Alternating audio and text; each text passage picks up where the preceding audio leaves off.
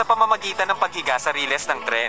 Habang mabilis na dumating ang karwahe, isang malakas na bulalas ang tumunog sa mga kamay ng apat na lalaki. Sa sandaling magising ang mga bata, hanapin ang tunog ng pag-iyak. Ngayon nakahanap sila ng isang sanggol na nakatago sa damuhan. Nang matagpuan, maraming pasa ang sanggol sa buong katawan. Nagpasya silang ampunin ang sanggol. Kaya hindi sila tumigil para dalhin ang baby sa ospital. Matapos gumaling ang sakit ng sanggol, napangiti ang magkakapatid sa paligid ng sanggol. Pinangalanan din nilang Ram ang batang lalaki. Kaya't ang apat na lalaki kinuha ang responsibilidad sa pag-aalaga kay Ram. Lahat ng magagandang bagay ay ibinibigay kay Ram. Sa katunayan, sinubukan nila ang kanilang makakaya upang maipaaral si Ram. Ngunit ngayon, may mga lokal na kriminal na nagdadala ng kutsilyo. Bubuli niya ang apat na batang ito.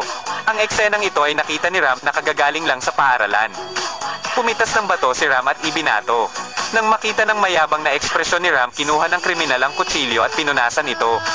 Only to see Ram pressing his lips tightly, which punched pataas. Agad na nawasak ang ebidensya ng kriminal. Kinablat ni Ram ang nahulog na kutsilyo sa kamay ng kriminal. Dahil dito, naunawaan ng magkapatid na ang kanilang nakababatang kapatid ay may supernatural na kapangyarihan. Sa gabi si Ram na may hawak na kutsilyo, nakaupo na nag-iisip sa ulan. Anong nangyari? Simula ngayon papasok na ang mga kapatid mo sa school. Habang magtatrabaho ka pero bata pa ako. Simula ngayon ay mag-aaral na ang mga kapatid ko at ako na ang magtatrabaho. Simula noon nagsimulang magtrabaho si Ram para makapag-aral ang kanyang mga kapatid. Sa paglaki, ang kanyang apat na nakatatandang kapatid na lalaki ay lahat ay may magandang buhay. Sa partikular, ang kanyang panganay na kapatid na lalaki din ang lokal na supervisor ng paaralan. Labis niyang kinasusukleman ng katiwalian at panunuhol. Ngayon, isang truck ang pinahinto ng maraming sasakyan ng pulis. Ang mga kampan ng panganay na kapatid nakakita ng isang truck na puno ng pera. Nakatago sa truck, at malaking halaga ng perang ito ay pag-aari ng mga lokal na kongresista. Siya ay may isang malakas, gangster na organisasyon sa likod niya. Dumating ang galit na congressman na hinahanap ang kanyang panganay na kapatid. Para suhulan siya at kahit mayabang na itapon ng mga susi ng Rover. Nawalan din siya ng buhay. At sinabing lahat ng 200 milyon sa sasakyan ay sa kanya. Natigilan ng panganay na kapatid habang patuloy na umiiyak ang kongresista. Hawak pa rin ng panganay na kapatid ang susi. Tapos maya-maya, hinagis sa katabi niya. At sinabi sa kongresista na ito ang ebidensya para madakip siya. Ang pagkilos na ito ay ikinagulat ng kongresista na pagkatapos ay nagbanta sa kanyang panganay na kapatid. Biniro mo ako, kung gagawin mo ulit, buburahin ko ang buong pamilya mo. Lumingon siya at tumingin sa paligid, hindi dahil sa takot sa mabangis na congressman na nasa harapan niya. Natakot siya na baka marinig ito ng kanyang nakababatang kapatid na si Ram at bugbugin siya hanggang sa mawala ito sa kanyang buhay. Gayunpaman, alam pa rin ni Ram na ang kanyang kapatid ay binubuli. Ngayon ay sumugod siya sa yungib ng tigre upang labanan ang kaaway na mag-isa. Pagkatapos ay sumugod siya sa singsing ng asno. Nagiging sanhi ito ng paglipad ng mga bato sa lupa kung saan-saan.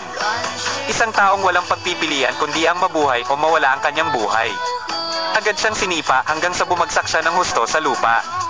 Pagkatapos ay itinaas ni Ram ang kanyang espada at gumawa ng tunog habang ang maskara ng kalaban ay tinatangay ng hangin. Pagkatapos noon ay may dumarating pang mga tao at ang tiktik sa kamay ay si Ram ang gumaganap dito. Napakadali, ibinabato ang patpat sa langit. Pagkatapos ay nahuli ito sa hangin gamit ang mahusay na lakas. Tumalon gamit ang dalawang paa sa hangin para maglunsad ng atake. Napakagwapo nitong pyesa, mula sa malayo ay may paparating na 3 tao. Hindi man lang natakot si Ram, hinugot niya ang stick sa lupa at naglakad. Pagkatapos ay paikutin ang stick at paikutin ang kadena. At nagsimula ulit sumayaw sa crowd. Agad na ibinato ni Ram ang patpat at malakas itong binawi. Tumalikod siya at nagtangka ng isang nakamamatay na suntok. Nagpatuloy si Ram sa pugiling sa mapang akit na tanikala hanggang sa mahawakan nito ang isang tao. At itinapon ito ng ilang metro ang layo. Pagkatapos ay inihagis sila ng malakas sa kalan kahit na kumuha ng isang tao. Para ihagis ito sa mesa ng panganay na kapatid. Congressman, wala pa ring alam sa mga nangyayari. Sumugod si Ram para sampilan ng malakas ang congressman. Pagkatapos ay bigyan siya ng isang sipa. Sulit na kunin ang hit na ito, tingnan natin. Ibubuli mo pa ba ang panganay kong kapatid? Binugbog at minumura niya ang congressman sa labas. Lahat ng mga reporter ay nagmamadaling manood at pansamantalang pinatay ito ng 2 beses sa harap ng lahat. Sa kabutihang palad, dumating ang kanyang 2 kapatid upang pigilan siya sa oras. Gayunman, alam ng panganay na kapatid na may malaking nangyari. Dahil ang nakatatandang kapatid ng congressman ay superior ni G. Pandiem.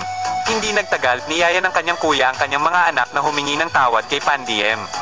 Ram, Gia, mabilis na humingi ng tawad. Paumanhin, nakikita kong hindi nasisiyahan si Pandiem. Nagpanik si kuya, hindi daw magaling magsalita ang kapatid. Pagkatapos ay itinapon ni Pandiem ang panulat at papel, sinabi kay Ram na magsulat ng liham ng paghingi ng tawad. Alam mo kung paano magsulat ng star. Alam mo, pero hindi ko alam. Mabilis na sinabi sa akin ng panganay na kapatid na isulat ang kanyang profile. Pagkasulat pa lang niya ay bumuhos na ang mga butil ng pawis sa mukha niya. Tapos sabi ulit ni Pandiem na ang mga tulad mo ay nararapat lang na dilaan ang sapatos ko. Galit na ibinato ni Ram ang kanyang panulat. Ang junior sa likod ng Pandiem ay umakyat at natapos ito. Tapos pinalo ulit siya ni Ram. Tinanong ni Pandiem, alam mo ba kung sino ako? Hindi siya pinapansin ni Ram, sabi ni Pandiem, ako ang amo ng kapatid mo. Hinampas ni Ram ng malakas ang mesa kaya natakot ng husto ang Pandiem. At ang kanyang mga kapatid ay dumating upang pigilan siya. Simula ngayon, hindi na kita pababayaan.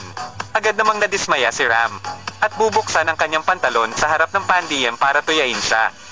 Ngunit lahat ng mga gwardya ng Pandiem ay naglabas ng kanilang mahabang espada. Good luck agad ang sinabi ni Pandiem. Sa pagkakataong ito sa wakas ay hindi na kinaya ni Ram. Hindi siya nakatiis, ginamit ng ibang tao ang kapatid niya para takutin siya. Pagkatapos ay nagkaroon ng panloob na sipa na nagparalisa sa buong grupo ng mga gwardya. Pagkatapos ay gumamit ng panloob na puwersa upang madaling masira ang espada. Hindi na nangangaha si Pandiem na gumamit ng mga mapanuksong salita laban kay Ram. Agad na pinamunuan ni Ram ang kanyang 4 na kapatid. Pagka-uwi, nagsimulang magluto ang kanyang hipag para mapasaya si Ram. Ngunit nag-aalala si kuya sa kanyang nakababatang kapatid. Naiintindihan niya na hindi lang iyon ang lakas ng kanyang nakababatang kapatid. Siguradong magkakaroon mas maraming kasinungalingan sa hinaharap. Pagkalipas ng ilang buwan, nakilala ni Pandiem ang pinakamakapangyarihang tao sa rehiyon, si Sangka. Sinamantala ni Sangka na wala sa bahay ang kanyang panganay na kapatid at si Ram. Pagkatapos ay inaresto ang lahat ng kapatid na lalaki kasama ang kanilang hipag. Kasalukuyang nagmamaneho si Ram para sunduin ang kanyang mga pamangkin sa paaralan. Tumingin ang kanyang mga pamangkin sa kanilang ama na kaluhod sa harap ng iba. Ngayon ay pinipigilan siya ni Ram at pinunasan ito. Sa hindi inaasahang pagkakataon, itinutok ito ni Sangka sa paanan ng dalaga. Nang makita ito, agad na humakbang si Ram at humingi ng tawad kay Sangka. Pero ano man ang sinabi ni Ram, gusto pa rin ni Sangka na puntiryahin at patayin ang kanyang pamilya. Ginamit ni Ram ang kanyang katawan para harangin ang kanyang buong pamilya sa harapan. Pagkatapos ay gumamit ng isang ladrilyo upang tamaan ang kaaway sa mukha. Sa oras na ito ay nalilito si Sangka, pagkatapos nito ay nagpadala ang kaaway ng isang blockang group.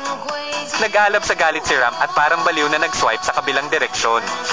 Siya lang ang makakapaglabas ng malaking grupo. Tapos sinipa niya ang isang tao. Sa kasalukuyan, isang matandang lalaki ang namumuno sa mga tropa mula sa malayo. Siya ang pinakamataas na opisyal ng militar sa lugar. Nakita ni Ram ang walang kapantay na martial arts skills kaya gusto niyang anyayahan si Ram na sumama sa kanila. Maglingkod sa bayan, talikuran ang mga taksil, na ngayon ay nasa malayong lambak. Ipinagpatuloy ng panganay na kapatid ang kanyang paglalakbay sa negosyo at biglang nahuli ng mga rebelde. Naniniwala ang panganay na kapatid na ang kanyang kamatayan ay magpapakilos sa langit. Hoy, nagsimula siyang tumakbo na parang baliw. Ang mga rebelde ay patuloy na tinutukan siya, ang mga bala ay napakahusay na napili. Gayunpaman, wala ni isang bala ang tumama sa kanya.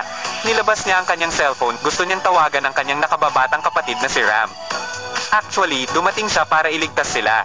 Ngunit sa huli, nahulog siya at nahuli ng mga rebelde. Alam ito ng pinuno ng rebelding hukbo na si Governor, ngunit hindi siya nataranta. Akala niya ang Diyos lang ang makakaharap sa kanya. Habang dumarami ang dumarating, mas maraming tao ang kanyang buburahin. Sa sandaling ito, sumakay si Ram sa isang kabayo mula sa libo-libong milya ang layo at sumugod pasulong. Kahit saan siya sumakay, may sumabog. Pagdating niya sa lugar na tinawag siya ng kanyang panganay na kapatid, nalaman ni Ram na walang tao doon. Biglang nahulog mula sa langit ang isang malaking lambat. Ayon, sadyang hinayaan niyang mahuli siya ng mga rebelde. Sinubukan niyang hanapin ang eksaktong lokasyon ng mga rebelde. Simula noon para mailigtas ang kapatid niya. Nalaman ni Kuya na sadyang hinuli ang kanyang nakababatang kapatid. Lumapit ang mga nasasakupan ng gobernador at sinabing pinatay na siya ni Ram. Higit sa 3,000 sa kanilang mga kapatid sa harap nila. 1,000 tao ang namatay habang nagtatanong ng direksyon, 1,000 tao ang namatay sa daan. At 1,000 tao ang namatay nang makarating sila rito. Mayabang na sinabi ni Ram na ikaw ay isang bungkos ng basura. Kahit gaano karami ang mayroon ka, hindi sapat para tapusin ko siya. Pagkasabi noon ay pilit niyang ginamit ang dalawang kamay. Walang pakialam sa mga kadena at stone brush na nanlilisik sa kanya dahil para silang mga laruan sa kanyang mga kamay. Ilang malalaking tao mula sa mga rebelde ay madali rin niyang natalo. Pagkatapos ay kinuha niya ang isang baril na kung saan ay lumabas. Pagkatapos ay tumayo upang labanan ang mga rebelde. Tinutukan ng rebelding grupo hanggang sa binawian ng buhay. Pati mga bundok ay ibinagsak niya. Pagkatapos ay dinala ni Ram ang kanyang panganay na kapatid at ang kanyang grupo upang lumaban at umalis sa lambak. Pero sa huli, nakaharang pa rin sa harap ng gobernador. Malaki ang tiwala ng gobernador sa kanyang lakas. Sa pagsisimula ng direktang paghaharap ng dalawa, nilaslas ni Ram ang katawan ng gobernador. Ngunit hindi siya kayang labanan ng gobernador kaya ginamit niya ang kanyang sibat para putulin ang kanyang panganay na kapatid. Nagalit ngayon si Ram at sumugod para patulan ang gobernador. Gayunpaman, namatay ang panganay na kapatid kaya huminto ito sa paghinga at bumalik sa paglalaro. Kaya lang namatay ang kanyang kuya sa mga bisig ng kanyang nakababatang kapatid na si Ram. Ibinalik ni Ram ang katawan ng kanyang kapatid. Kinuha ng kanyang hipag ang isang dakot ng buto ng kanyang asawa. Nangako siyang personal na gugulin ang mga taksil na ito upang ipaghiganti ang kanyang asawa. Makalipas ang ilang araw, bumaba sa taxi ang isang lalaking nakasuot ng itim. Isa itong rebelding gobernador. Tila, pagkatapos umalis ay pinugutan siya ng ulo ni Ram. Maswerte pa rin siyang nakaligtas. Nang mga oras na iyon ay galing din sa malayo ang kanyang panganay na bayaw. Pagkatapos ay sinabi sa gobernador na ang kanyang maliit na kapatid na lalaki ay pupuksain sila tulad nito. Tapos, Ram, sa wakas ay bumalik ang Diyos ng digmaan na may hawak na sibat sa kanyang kamay. Sumakay ng kabayo at malayang sumugod. Sa oras na ito, sumenyas ang gobernador na hindi nangangailangan ng tulong ang kanyang mga junior. Nasunog si Ram at pagkatapos ay binuhat ang gobernador at itinapon. Ngayon ang gobernador ay nahulog sa lupa, ibinagsak ang kanyang dalawang juniors. Pagkatapos ay sumampal siya ng malakas at tumayo at pinagpag ang harina sa kanyang buhok at balat. Tapos yung dalawang ulo nagtamaan ng malakas. Sinamantala ni Ram ang pagkakataon para tuloy-tuloy na tamaan ang gobernador. Bawat suntok ay sinuntok sa laman tapos tumalon ulit, upang magbigay ng isang magandang sipa na naging dahilan upang ang lahat ay mahulog. Pinulot ng gobernador ang espada sa lupa at sinugod si Ram. Ngunit napakalakas ni Ram, madali niyang maputol ang bawat laslas. Ang espada ay tuluyang lumipad palabas at natigil sa isang puno. Tapos hinawakan ni Ram yung braso ng kalaban tapos sinuntok ng malakas. Tuluyan ang nabugbog ang mga buto ni Ram. Ang toothpick ay naipit sa isang butil na bakal na inihagis ng kanyang kapatid. Tuloy-tuloy niyang inatake ang gobernador. Kahit na nakakaalam kung gaano karaming beses, ang huling pag-atake ay isang kawit mula sa ibaba pataas. Hanggang sa napatras ng ilang metro ang gobernador.